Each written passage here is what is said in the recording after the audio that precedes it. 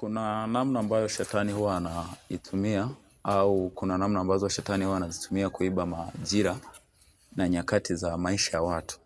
Na hizo namna ambazo shetani huwa anazitumia kuiba majira na nyakati za watu ni namna ambazo kibinadamu au kwa namna ya kawaida mtu aweza kaelewa kwamba anaibiwa majira au anaibiwa nyakati zake. Lakini shetani yeye kama yeye anakuwa anajua ya kwamba kupitia namna hiyo au kupitia njia hizo anaiba majira na nyakati za watu. Sasa leo nataka nigusie namna mbili ambazo shetani huwa anazitumia kuiba majira na nyakati kwenye maisha ya watu pasipo kujua, na katika kutokujua kwao huko shetani anakuwa amewaibia kitu kikubwa na anakuwa ameiba majira na nyakati humo kwenye maisha yao.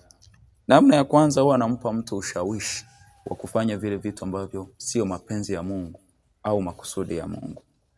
Kwenye kitabu cha Nyakati wa kwanza sura ya 21 mstari wa kwanza hadi wa 13, shetani alimpa ushawishi Daudi wa kuanza kuwahesabu Israeli na Yuda. Wakati anawahesabu, shetani alikuwa anajua kabisa kwamba kwa kitendo hiki, ikiwa nitafanikiwa kumshawishi Daudi akawahesabu Israeli, atakuwa amefanya kitu ambacho sio mapenzi ya Mungu. Na kwa sababu atakuwa amefanya kitu ambacho sio mapenzi ya Mungu, kwa kitu hicho atakuja kumbane na adhabu ya Mungu, na katika ile adhabu ya Mungu kuanza kuitekeleza ule muda, tayari majira yake atakuwa amepotea. Maandiko anasema alipomshawishi kuwahesabu akawahesabu. Alipowahesabu, Mungu akatokea akamwambia, ulichokifanya umefanya upumbavu na umefanya jambo la ovyo. Akamwambia, naomba uchague miaka 3 ya njaa, siku 3 za tauni, au miezi 3 mbele ya kukimbia na adui.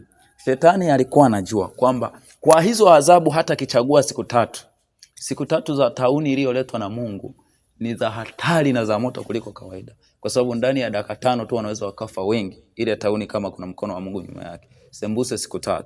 Na alikuwa anajua pia hata kichagua miaka 3 ya njaa, maana yake yeye kama mfalme atakuwa amepoteza majira na nyakati zake, kwa sababu miaka 3 atakuwa anashughulikia tatizo au janga la kitaifa la njaa. Kwa hiyo ule muda ambao alipaswa utumie kwenye kufanya mapenzi ya Mungu atakuwa ameupoteza kutatua tatizo la kitaifa, na yeye kama mfalme atakuwa hana kitu kingine anachoweza kukifanya kwenye maisha yake au kwenye taifa lake zaidi tu ya kuanza kuhangaika kutatua tatizo la kitaifa. Lakini pia hata ingekuwa ni angechagua miezi 3 ya kukimbia mbele za maadui, manake nchi muda wao mwingi na majira yao mengi kwa muda wa miezi 3 wangeyatumia wakiwa wanakimbizana na vita na maadui. Miezi 3 ya kukimbia mbele za maadui sio jambo dogo, kwa sababu kuna nchi zingine zikiingia tu vitani, zikiingia kwenye vita tu, siku 7 tu inatosha uchumi wa kitaifa kuwa umeporomoka, kwa sababu zile silaha,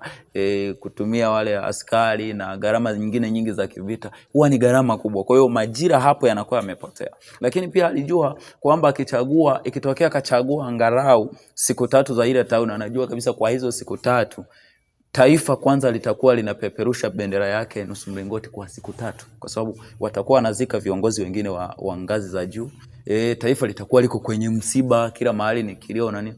Lakini Daudi yeye akajua, akasema ni bora nianguke kwenye mikono ya Mungu, kwa sababu nikianguka kwenye mikono ya Mungu kutakuwa na rehema zaidi. Lakini unachotaka ukione ni kwamba kwa hayo aliyokuwa amemshawishi kuyafanya, kwa sababu alikuwa yako kinyume na Mungu, shetani alikuwa anajua akiyafanya haya Daudi atakuwa amepoteza majira yake, atakuwa amepoteza nyakati za kufanya vitu vingine vya maana.